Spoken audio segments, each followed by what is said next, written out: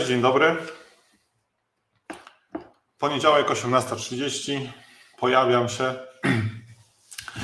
drugi raz po urlopie.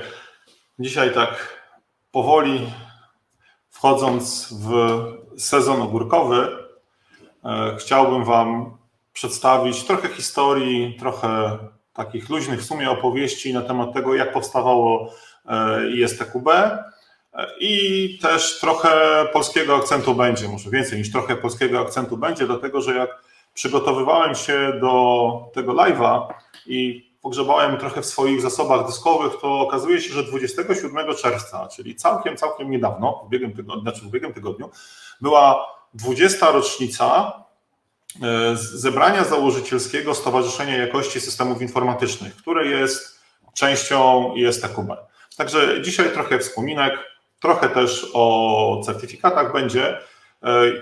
Jeżeli Was zainteresuje jakiś kawałek mojej opowieści, albo jeżeli będziecie chcieli skomentować, albo jeżeli zainteresuje Was któryś z konkretnych certyfikatów, no to proszę zadawajcie pytania, jak zwykle, i komentujcie, także bardzo miło mi będzie usłyszeć Wasze komentarze. Jeżeli tutaj słuchają tego ludzie, którzy są, czy byli w historii SJSI, tej długiej, 20-letniej w zarządzie, czy brali udział w pracach SJSI, no to też chętnie, czy też prośba, żeby się podzielili swoimi komentarzami, swoimi wrażeniami. Z tego co wiem, to część obchodów 20-lecia SJSI była już w kwietniu. Druga część obchodów SJSI, taka bardziej polska, będzie na Test Warezie. Zapraszam Was serdecznie na Test Wareza. Z tego co wiem, to w piątek rozpoczęły się zakupy, sprzedaż może bardziej, pewnie zakupy też, mam nadzieję, sprzedaż biletów. Jeżeli ktoś chce poświętować 20-lecie SJSI, no to serdecznie na Test Warez zapraszam. A teraz przejdę do historii ISTQB. Historia ISTQB zaczyna się wbrew pozorom nie od samego ISTQB, dlatego że historia certyfikatów testerskich, tych, które teraz są certyfikatami ISTQB, zaczyna się w latach 90. ubiegłego wieku w Anglii, w Wielkiej Brytanii, gdzie firma, nie wiem, czy to do końca była firma, ale no powiedzmy, że firma, organizacja ISEB, International Software Examinations Board, która egzaminowała i wydawała certyfikaty związane z softwarem, zaczęła wydawać też certyfikaty związane z testowaniem oprogramowania. Tych certyfikatów było ogólnie rzecz biorąc dużo. Dwa były związane z testowaniem oprogramowania. Pierwszy to był ten certyfikat podstawowy, ten Foundation Level. Drugi certyfikat to był certyfikat zaawansowany. Wtedy w latach 90. był tylko jeden certyfikat zaawansowany, który pokrywał wszystkie certyfikaty dzisiejsze. Z tego co wiem, kilka osób w Polsce miało ten certyfikat i zanim jeszcze w ogóle ISTQB zaczęło istnieć, no to już byli ludzie w Polsce, którzy byli certyfikowanymi testerami. Około roku 2002, czy w roku 2002, może nie około, powstało ISTQB, dlatego że certyfikowanie, potwierdzanie wiedzy testerskiej okazało się być dobrym pomysłem. Wtedy tak naprawdę testerów nie było dużo. Ja już opowiadałem, jak testerem, skąd się wziąłem jako tester, może tak, to moją historię bycia testerem. I w Polsce do 2006 roku nie było popytu tak naprawdę na testerów. I chociaż na świecie było to troszeczkę inaczej, więc około 2002 roku te certyfikaty się umiędzynarodowiły i powstało International Software Testing Qualifications Board. Ja zdawałem certyfikat jeszcze ISEB-owy, tak, bo zdawałem certyfikat w 2002 roku, kiedy jeszcze certyfikatów ISTQB nie było. I zdawałem ten certyfikat po szkoleniu. Teraz to jest różnie.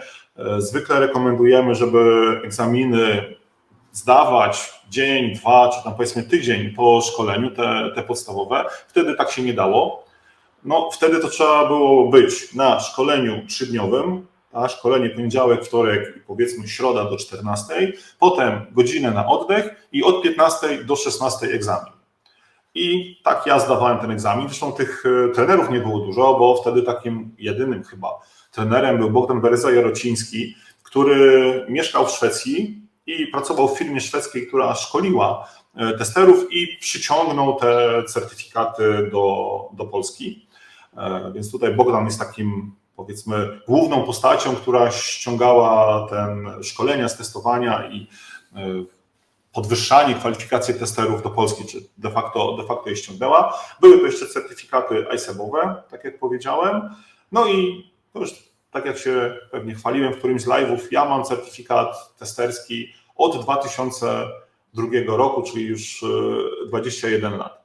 Na szkoleniu, które było swoją drogą w hotelu Gromada, tam, on teraz się nie nazywa Gromada, to się nazywał Gromada, pod Okęciem w Warszawie, było 30 osób. Także możecie sobie wyobrazić, wielka sala, ławki jak w szkole, 30 osób, które uczyły się do certyfikatu, uczyły i ostatniego dnia po godzinie 15 zdawałem ten certyfikat. Zdałem, na szczęście, no wtedy już byłem w miarę doświadczonym testerem, bo miałem 8 lat doświadczenia, 7-8 lat doświadczenia jako tester i tak sobie pomyślałem, skoro jest 30 osób, tak, chce się certyfikować, chce rozmawiać, znaczy chce szkolić się z testowania, jest zainteresowana testowaniem, no to może zrobić stowarzyszenie. No i spotkałem się z Bogdanem Berezą-Jarocińskim, z Anią Seredyn, moją koleżanką, czy wtedy byłą koleżanką z pracy i tak zaczęliśmy rozmawiać, czy może warto zacząć gromadzić testerów i doszliśmy wspólnie do wniosku, że tak i nie pamiętam jaki to był miesiąc, ale w 2000, spojrzę do notatek, w 2003 roku, na początku tego roku zrobiliśmy spotkanie w firmie na Pruszkowskiej, w siedzibie z jednej z firm, gdzie przyszło 20-30 osób, które stwierdziły, że tak, dobrze by było założyć takie stowarzyszenie. No i 27 czerwca 2003 roku spotkaliśmy się w siedzibie innej firmy na Kolejowej, gdzie było 33 osoby. Do założenia stowarzyszenia potrzeba 15 osób, więc kworum było i założyliśmy Stowarzyszenie Jakości Systemów Informatycznych. Były różne pomysły na nazwy. Moja osobista ulubiona, czy proponowana przeze mnie nazwa to była Polska Organizacja Testerów Oprogramowania Komputerowego, tak, czy miało się to nazywać POTOK. Tak jak przeglądałem te propozycje teraz z archiwów, to była na przykład taka propozycja jak Stowarzyszenie Jakości, ze skrótem STOJAK. Też ciekawe. No, na szczęście lub nieszczęście zostało wybrane nazwa Stowarzyszenie Jakości Systemów Informatycznych, czyli SJSI. I tak zostało, i tak od 20 lat jest. Stowarzyszenie zostało zarejestrowane, chyba gdzieś w październiku przyszła rejestracja i od tamtej pory SJSI działa. Tylko jesteśmy w 2002 roku. Zaczyna istnieć ISTQB, zaczyna istnieć SJSI i zaczyna się taki bardziej sformalizowany ruch testerski w Polsce.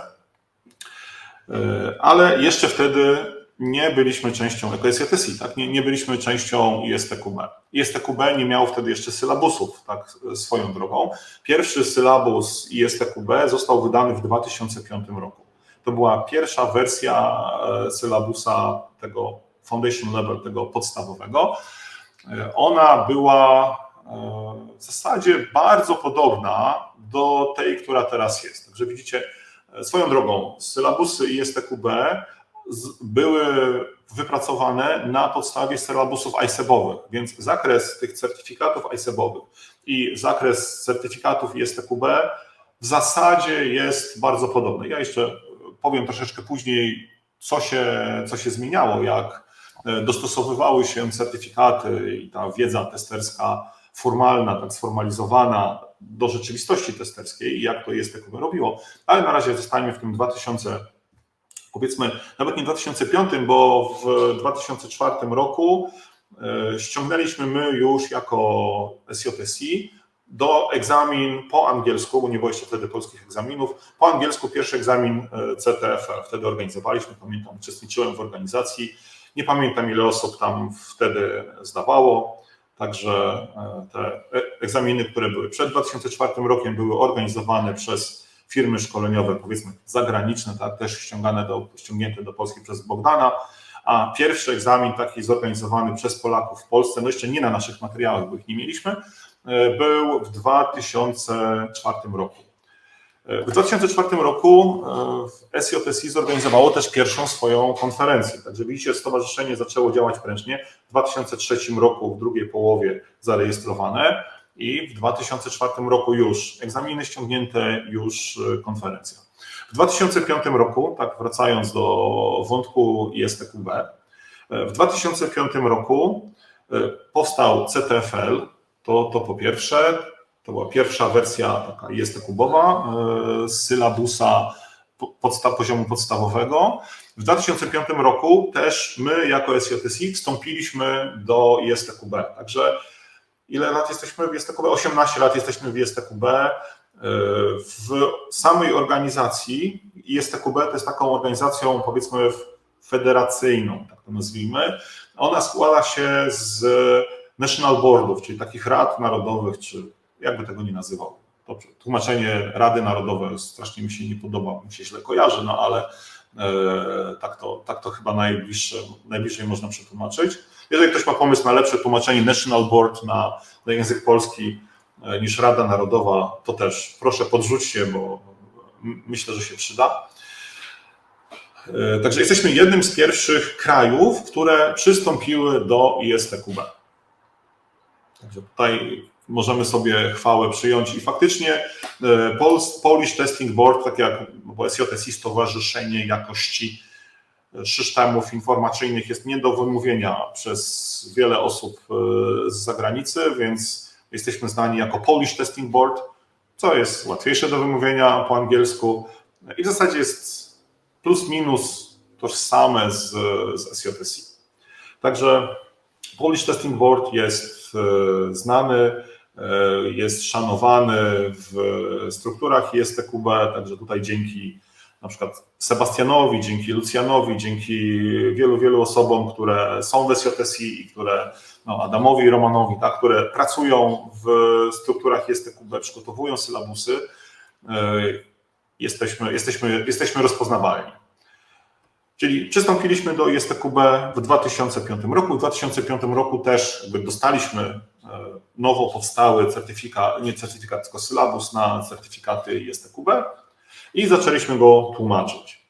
I w około, nie pamiętam ile nam to zajęło, rok czy dwa, grupa 5, nie wiem czy teraz wymienię wszystkich z pamięci, ale grupa 5 osób spotykała się w ramach swojego prywatnego czasu, w prywatnym mieszkaniu pani Heleny, która też była testerką i tłumaczyła z nami, zawsze stawiała paluszki na stole, braliśmy te paluszki i tam dyskutowaliśmy na temat tego, jak pewne rzeczy przetłumaczyć. To było to pierwsze tłumaczenie, więc nie było jakichś tam wzorców. Wtedy powstały testalia, wtedy powstało jarzmo testowe, więc wiecie skąd się wzięły już te takie pojęcia, które zawsze na szkoleniu trzeba wytłumaczyć i takie, które często są atakowane gdzieś tam czy w internecie, czy na konferencjach. Czyli w 2005 roku powstał pierwszy certyfikat ISTQB Foundation. Zaczęły się wtedy prace nad certyfikatami zaawansowanymi. Nie pamiętam, jaka była pierwsza wersja certyfikatów zaawansowanych. ISTQB zdecydowało, że podzieli te certyfikaty na 3, czyli nie był już jeden certyfikat zaawansowany, tylko tak jak mamy dzisiaj, certyfikat test managera, certyfikat analityka testowego i certyfikat technicznego analityka testowego. Okay. Tak jeszcze kontynuując jeszcze troszeczkę historii SJSI, zapraszałem na test WARES. Test WARES powstał w 2006 roku, nie był konferencją SJSI, był konferencją, pierwszą edycję test WARESa zorganizowało Infovide.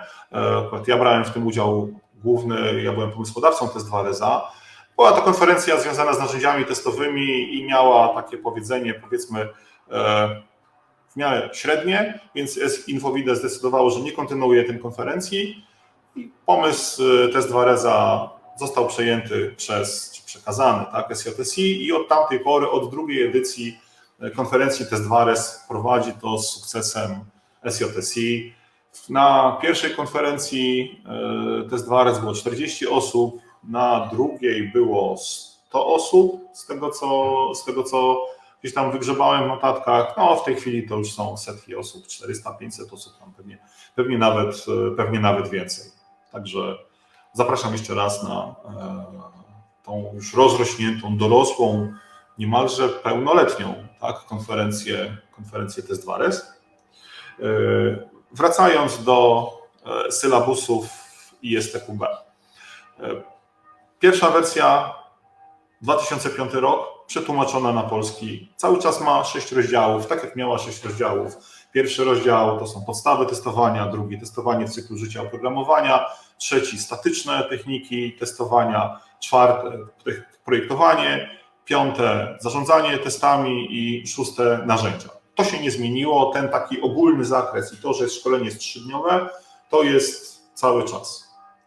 Po 2005 roku musieliśmy czekać 6 lat do 2011 roku na to, żeby wyszła kolejna wersja, która też długo się trzymała. Dlaczego tak było? No pewnie dlatego, że jeszcze w tych latach 2000-2010 sama wiedza o testowaniu nie zmieniała się tak mocno. Moim zdaniem wtedy jeszcze, na tyle na ile pamiętam, metodyki zwinne nie były tak rozpowszechnione jak teraz. Wobec tego tak naprawdę to, co było w sylabusie, było bardziej waterfallowe. Z rzeczy, których nie ma teraz, no to na przykład testy białoskrzynkowe, ale to do tego jeszcze dojdę. W 2011 roku wyszła druga, taka już bardziej współczesna wersja sylabusa na certyfikat podstawowy. Tam już się zaczęły pojawiać elementy testów w projektach zwinnych, aczkolwiek były jeszcze testy białoskrzynkowe. I ona też przez 6 lat była wersją aktywną. Jeszcze jedna rzecz z boku. ISTQB ma taką filozofię wprowadzania nowych wersji sylabusów, żeby nie zaburzać rynku, tak? Nie zaburzać tego, jak przygotowujecie się do zdawania certyfikatów. Wobec tego po wypuszczeniu każdej wersji jest pół roku jeszcze można przez pół roku zdawać starą wersję, nową też już można zdawać, o ile są dostępne egzaminy, bo egzaminy to robią wyspecjalizowane kawałki ISTQB, o tym też za sekundę powiem. I tak pół roku albo rok. Dobra, to niedokładnie pamiętam. Dodatkowo jeszcze jest czas na przetłumaczenie sylabusów. Językiem oficjalnym ISTQB jest język amerykański i angielski, więc wszystkie dokumenty, które są wydawane w ISTQB, te sylabusy na przykład, one są pisane w języku amerykańskim i angielskim. To jest akurat, dla Was może nie jest to istotne, że to jest amerykański i angielski, no ale dla ISTQB jest istotne, dlatego że korzenie ISTQB są w ICEP. Tak? ICEP jest instytucją brytyjską. Są w ISTQB i Amerykanie, i Brytyjczycy, i czasami podczas obrad ISTQB dyskusje na temat słownictwa, pisowni, no zdarzały się, tak? Dopóki nie było ustalone, że to jest amerykańskie i ma być amerykańskie i wtedy już nikt nie dyskutuje, tak? Przyjmujemy pisownię amerykańską. Po wypuszczeniu wersji amerykańskiej i angielskiej sylabusy mogą być przetłumaczone. Mamy SJSI. SJSI zdecydowało kiedyś, że tłumaczy na polski i teraz też decyduje, nie wszystkie, ale pewnie nawet nie większość, ale duża część sylabusów jest tłumaczona na polski. Jeżeli chcecie, żeby któreś sylabusy były przetłumaczone, no to możecie się zwracać do SJSI, jeżeli Wam któreś sylabusy są potrzebne po polsku. no to możecie się zwracać do SJSI. Moim zdaniem podstawowe sylabusy, te korowe typu podstawowy sylabus, kierownik testów, analityk testów, one powinny być przetłumaczone na polski. Mamy dużo polskich projektów, mamy dużo firm polskojęzycznych, mamy dużo projektów w publicznej sferze polskiej. Tam te sylabusy po polsku się przydają. Robią porządek, pozwalają pewne rzeczy poukładać. Na przetłumaczenie jest, nie pamiętam, rok, czy albo pół roku, albo rok. No powiedzmy, że rok i od tego przetłumaczenia przez rok można egzaminować równolegle w starej wersji językowej polskiej na przykład i w nowej wersji językowej polskiej. Także jak widzicie, teraz się robi trochę zamieszania, dlatego że wchodzi nowy sylabus, wersja 4.0 sylabusa podstawowego, więc jak będziecie się przygotowywali do egzaminu, jak będziecie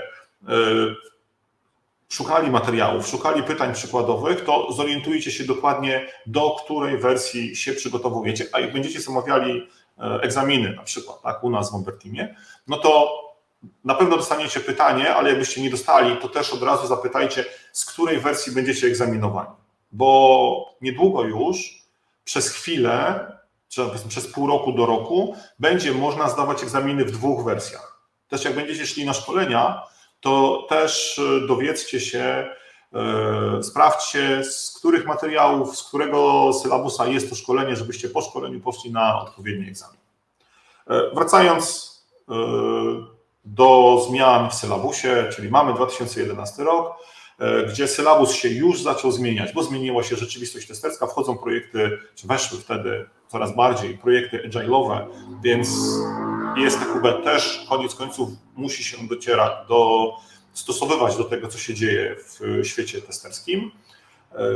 Po kolejnych 6 latach, w 2018 roku, pojawia się nowa wersja sylabusa, która jest jeszcze bardziej dostosowana do realiów. Bo co się okazało? Okazało się, że jest potrzeba coraz więcej testerów. Tak? Jest potrzeba coraz więcej automatyzacji, ale sylabus CTFL, on słabo zahacza automatyzację, dlatego że automatyzacja testowania to jest taka część testowania, która jest bardziej dla zaawansowanych i bardziej technicznych ludzi.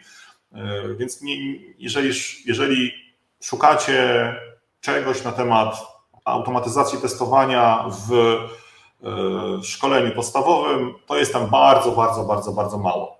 Ale okazało się też, że między 2011 a 2018 rokiem dochodzi testowanie API, czego jeszcze nie ma w sylabusie podstawowym w tej wersji z 2018 roku. Jest tam test integracyjny, ale nie ma nic na temat API, może by się przydało. Ale są pewne rzeczy zbędne, dlatego że testerzy, którzy wchodzą jako nowi testerzy, a tam 2006, 2000 i później po 2011 zrobił się boom na testowanie, przynajmniej w Polsce. Jest potrzeba coraz więcej testerów, coraz więcej ludzi przekwalifikowuje się i nie są to ludzie techniczni, tak? Bo jak się przekwalifikowują, no to mieli inne zawody, najczęściej mniej techniczne i zostają testerami. Wobec tego w 2018 roku zostały zdegradowane testy białoskrzynkowe. Ich poziom nauczania został zdegradowany z K3 na K2, czyli nie trzeba umieć ich wykonywać, bo nikt de facto ich nie wykonywał w projektach. Były testy bardziej biznesowe, ale trzeba wiedzieć, na czym one polegają, po to, żeby móc porozmawiać z deweloperami. I to była, z tego co pamiętam, główna zmiana z 2018 roku. Nie, była jeszcze druga zmiana, która była bardzo fajną zmianą i bardzo ważną zmianą. Został rozszerzony rozdział 3. Przed 2018 rokiem rozdział 3, czyli testy statyczne, przeglądy, analiza statyczna kodu, był bardziej o typach przeglądów i o tym, jak zrobić analizę statyczną kodu, bo trochę więcej analizy statycznej kodu. Po 2018 roku, czyli tak jak teraz prowadziłem ostatnio szkolenie, jeszcze na bazie tych materiałów z 2018 roku, czy tego sylabusa, to tam ten trzeci rozdział został rozbudowany do różnych o różne bardziej praktyczne informacje na temat przeglądów.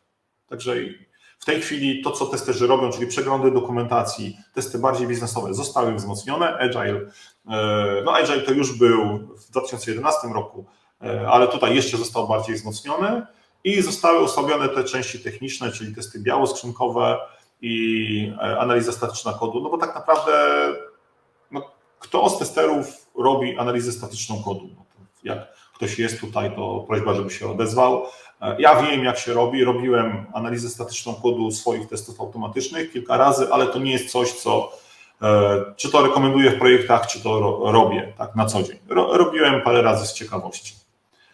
I było o przeszłości ISTQB.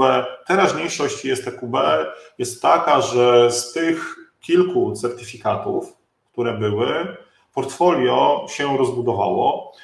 Pokażę Wam na sekundę, jakie certyfikaty są. Jeżeli kogoś interesuje więcej treści na temat certyfikatów ISTQB, to zapraszam na swojego live'a. Już jakiś czas temu pokazywałem, jakie są moje ulubione certyfikaty ISTQB. Jest film na YouTubie, na kanale Amber Teamu, więc możecie sobie go odtworzyć i zobaczyć. Tutaj nie będę tego powtarzał, ale zobaczcie że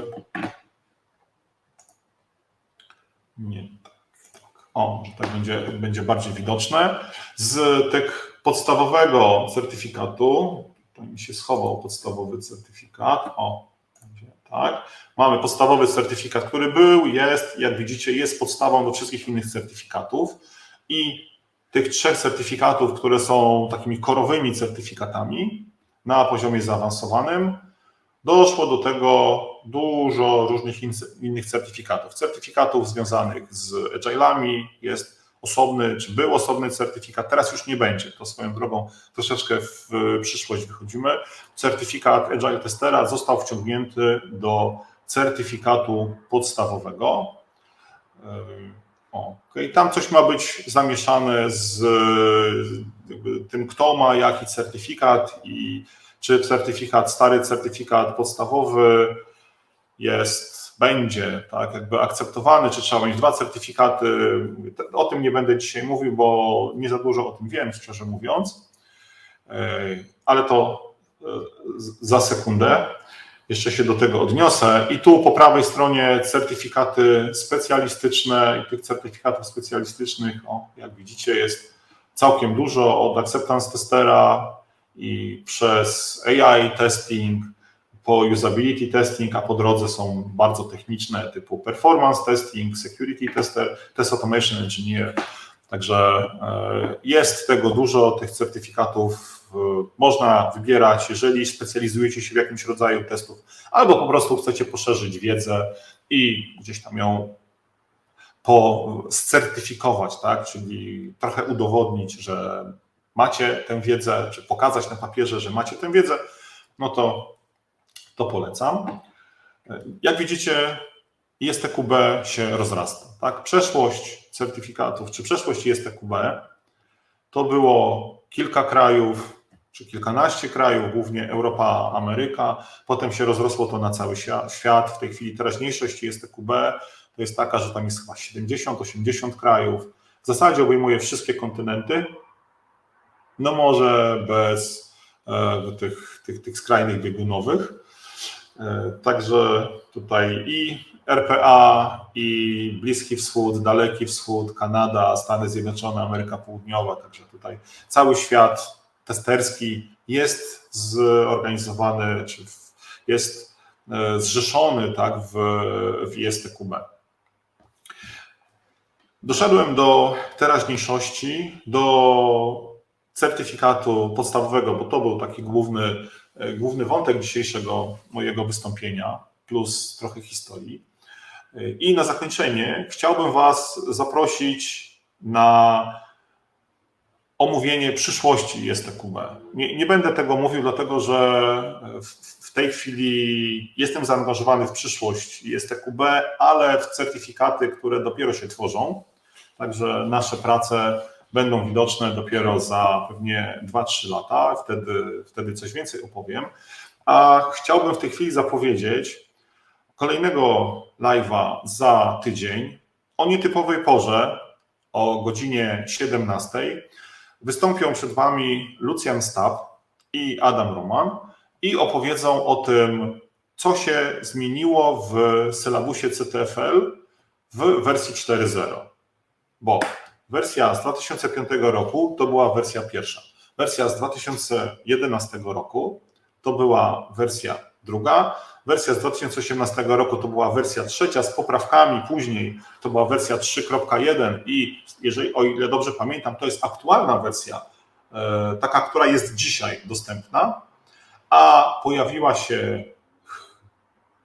się już wersja 4.0 po angielsku, ma się niedługo pojawić wersja 4.0 po polsku, ale tu nie będę spoilował, jakie są różnice. Jeżeli Was interesuje, to zapraszam na live'a za tydzień, gdzie dwóch autorów tego sylabusa, czyli będziecie mieli informacje z pierwszej ręki, dwóch bardzo doświadczonych trenerów, doktorów, żeby nie powiedzieć profesorów uczelni, takich, którzy zajmują się testami, opowie Wam, co się zmieniło w sylabusie i czego się spodziewać w sylabusie wersji 4.0.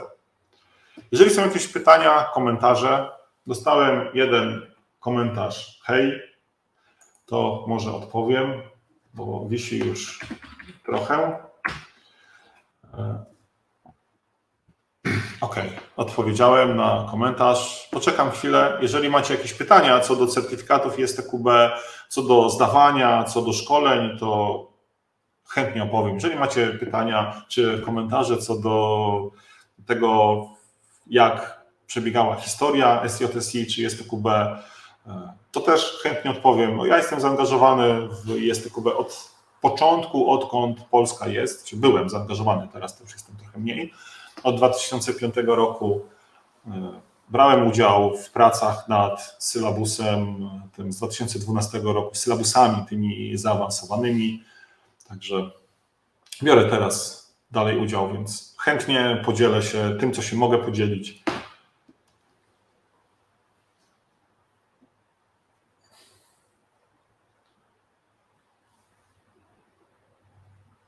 Dobra, wiem, że jest opóźnienie trochę w transmisji, parę sekund, także poczekam jeszcze chwilę.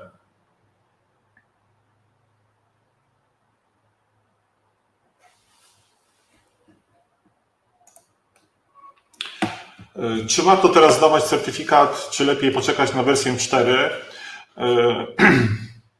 Jeżeli jest to Wasz pierwszy certyfikat, to i nie macie żadnego certyfikatu, nie możecie, dobra, jak to jest CTFL, to musi być Wasz pierwszy certyfikat, to moja rada jest taka, wstrzymajcie się jeszcze z decyzją przynajmniej tydzień, dlatego że ja nie do końca wiem, jak będzie z certyfikatami agile'owymi, bo certyfikaty agile'owe, ten Agile Tester ma być zmerdżowany z certyfikatem tym podstawowym. Więc na pewno, jak będziecie zdawali 4X, tak, tam 4.0 w tej chwili, to ominie Was zdawanie tego Agile'a. Jeżeli będziecie zdawali tę wersję 3, to może być tak, ale nie wiem do końca, więc tak naprawdę tutaj autorytetem jest Lucjan Stab i on to, mam nadzieję, będzie w stanie Wam powiedzieć. Poczekajcie z decyzją jeszcze ten tydzień, tak? Bo ta wersja 3X, no to chyba, że chcecie zdawać wersję 3 i Agile'a, który też jeszcze przez chwilę będzie aktywny, no to jak zdacie wersję 3X i Agile'a, no to będzie to równoważne na 100%, będzie to równoważne wersji 4.0. Więc jak Wam się nie spieszy, to tutaj zalecam rozwagę. No, mamy w tej chwili taki przeskok.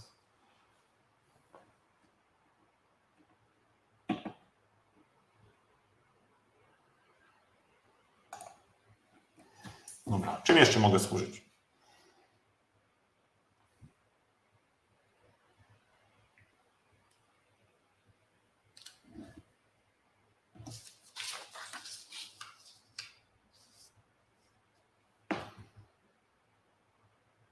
No dobrze, nie widzę komentarzy, nie widzę pytań. Dziękuję w takim razie wszystkim, którzy oglądali. Mam nadzieję, że przypomnienie tej historii sprzed 20 lat Wam się podobało i jeszcze zaproszę na nasze szkolenia. Zaproszę też, jeżeli Wam się podobają live'y, na kliknięcie i zasubskrybowanie kanału, gdzie te live'y są, możecie zobaczyć, wrócić do nich, jeżeli coś Was zainteresuje. I oczywiście zapraszam serdecznie na test Wares, które jest nie powiem daty w tej chwili z pamięci, ale wejdziecie na testwares.pl, to zobaczycie datę i naprawdę warto, bo Test Wares to jest konferencja, na której jest kilkuset testerów, 2-3 dni, w zależności od tego, czy będziecie na warsztatach, czy nie będziecie na warsztatach. Wielka możliwość porozmawiania z testerami, ogromna możliwość porozmawiania z ludźmi, którzy też i tworzyli SJSI, bo z tego co wiem, to będą zapraszani ludzie, którzy tworzyli SJSI, no bo w końcu świętowanie 20. rocznicy zobowiązuje, możecie spotkać ludzi z zarządu, obecnego zarządu SJSI, też na test Wares na pewno. Także serdecznie zapraszam. Z tego co wiem, to będzie w Warszawie.